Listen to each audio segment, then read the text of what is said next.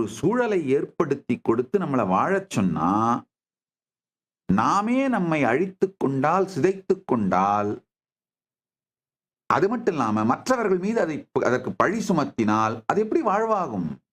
அடுத்தவர் மீது பழி போடும் வரை எந்த பிரச்சனைக்கும் தீர்வு இல்லை.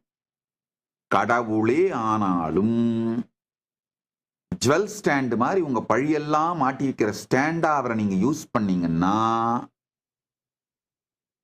தீர்வு இல்லை.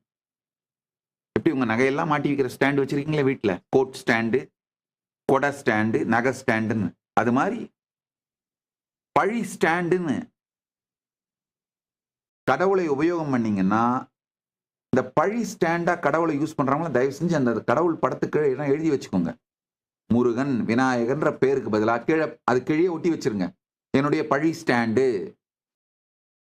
பழி ஸ்டாண்டா பரம்பொருளை உபயோகிக்கின்ற வரை தீர்வு கிடையாது.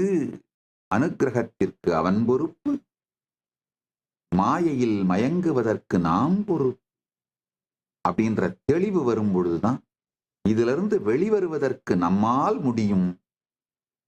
அதற்கான செயலை செய்ய துவங்க வேண்டும் அப்படிங்கிற முதல் ஞானத்தின் மலர்ச்சி நமக்கு மலரும்.